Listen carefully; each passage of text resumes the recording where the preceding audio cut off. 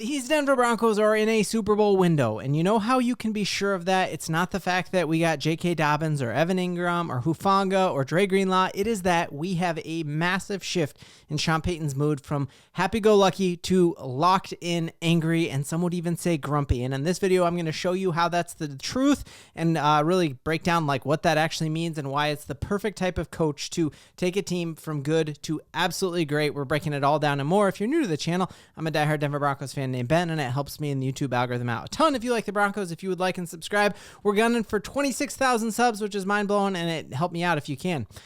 So we're seeing multiple people notice like the vibes are just totally different this year at Broncos training camp and OTAs. We saw Sean Payton bite the head off of a reporter the other day and just say like, enough, I said enough. Do you know what that means? That means enough is enough. And he only does that and makes that marked shift in his mood when he is truly riding a team to greatness. Like, we're going to talk about like how his other quarterbacks have seen that time and time again from him. I was reading this quote from Kobe Bryant, and I just could not help but think that Sean Payton is the perfect coach to bring out this type of tendency in all of his players. And one of the things Kobe noticed when he got to the NBA was that there were a ton of NBA players who had felt like they arrived. And he said, hey, it wasn't nearly as competitive as I thought it was going to be. And I knew that nobody could actually outwork me because there were a lot of people who were there. They got their bag, they got their money, and they gave up on trying hard. And he said, it was easy to size up other players in the NBA. I found a lot of guys played for financial stability. Once they got it, the passion, the work ethic, the obsessiveness was gone. Once I saw through that, I'm like, hey, this is going to be like taking candy from a baby. And in the NFL, there's a ton of players who have that ingrained sense of like, hey, I'm going to work really, really hard and I'm going to do great. But for everyone else, you need a coach who can be an absolute tyrant and ride you extremely hard to greatness. And we've seen that time and time again from Sean Payton. And truly, when Sean Payton believes that his team is good, that's when he actually gets the grumpiest. Like I'll never forget the time 2 years ago after the Denver Broncos won a game that I didn't think they were going to win. And then Sean Payton said he just did laps around the sushi restaurant because he couldn't even enjoy it. Sean Payton knows when to turn it up and when to ride players extremely hard. Amazing story here on ESPN that talks about Sean Payton and just the intensity he has, the death stares that he had. Funny story in there about him chewing out a training staff for giving him the wrong stick of gum. A story about him like destroying a fire alarm in a locker room before his team won because it was chirping at him and he was mad and he just went absolutely wild.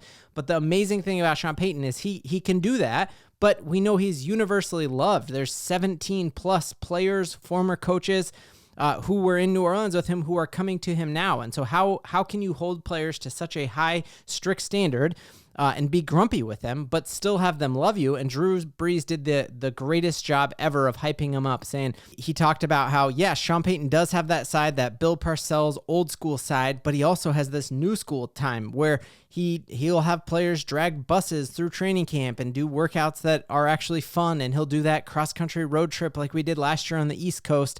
And he said he knows when to have fun, and he said he knows the quote in here that I absolutely loved. He said sometimes it's about pushing us to the brink. Sometimes it's putting his arm around us, throwing us a bone and encouraging us. And so that's where we're at with Sean Payton, that he knows that this team is so great. And that's why even though we're eating a massive dead cap hit from Russell Wilson, he went out and signed Evan Ingram and Hufanga and Dre Greenlaw and then paid a running back this year because he knows our window is open. And that's why you see him extremely grumpy right now at OTAs, because when the team last year had a 2-game losing streak, I remember watching the press conference before our game and our trip out to Tampa Bay, and he was kind of giddy and fun, and it was almost like he can morph, and he's like a chameleon, and he knows when to ride that team and say, hey, do not be complacent with making the playoffs last year. Do not be complacent, Bo Nix, with throwing the second most touchdowns for a rookie in NFL history.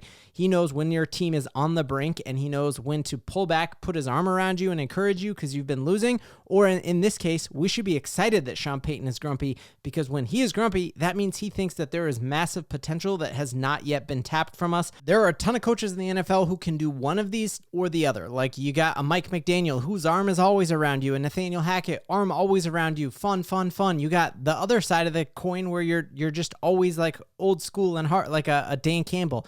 This is where Sean Payton is going to distinguish himself. And if you look at the AFC West, you got Jim Harbaugh, who's got it better than us, and he relies on an old school college mentality of pumping up players and let's do cool badges for our practice uniforms. And there is not the strict accountability that Sean Payton has, and the same thing with Pete Carroll. And so this is where we are wildly, wildly lucky to have Sean Payton, who believes that we are in our Super Bowl window, and we definitely are. So it is Father's Day. I think the NFL is just the best product in the world to watch, but I think what makes football so fun is the people that you watch it with. I'm wildly lucky that I've gotten to watch all 3 Denver Broncos Super Bowl victories with my dad, who's why I fell in love with the Denver Broncos in the first place. And I hope that's something I'm passing on to my son as well. And so on this Father's Day, I have to, it's super fun to be doing this little side hustle of doing Broncos content every day.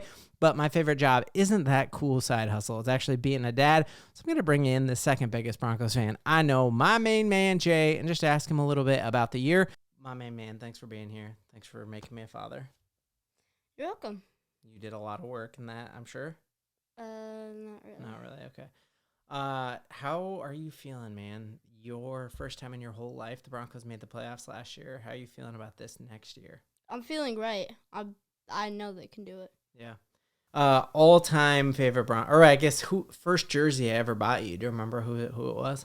I think it was Von Miller. Von Miller, you still have it, or Yeah. Did you give it to one of your little cousins? I think I got it. So what do you think Bo Nix is going to do in year 2? Why do you think it'll be easier for him his second year and not just as a rookie? Well, first of all, when you're a rookie, you're not really used to the NFL yet, but he's going to be, in it next year. I know that. Yeah. This year. It's the first time in his whole career that he's had the same coach throughout, so you've played sports, and it takes a little bit to get used to a coach, Mm-hmm. When you go to school, because we're living in Michigan, you were born in Colorado, do people, recognize Bo Nix now? When you wear his jersey and stuff, they actually know who he is? They know who it is. Well, guess what? They are going to definitely know who he is next year, too, because he's just going to keep getting better. All right, then tell me, you and your mom made a little video that we're going to play here. What is it? You woke me up with it this morning, and it was pretty cool. It's his Father's Day video.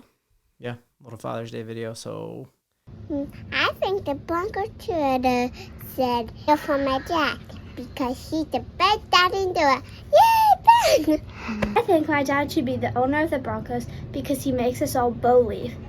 I guess you could say he makes us all Ben leave. My dad should be the quarterback for the Denver Broncos because he has a good arm. Maybe even better than Bo. Don't tell Bo I said that. Someday, my father is going to be the father-in-law of one of the Broncos. Maybe Bo Nix, maybe Quentin Sutton, because I want to marry one of them.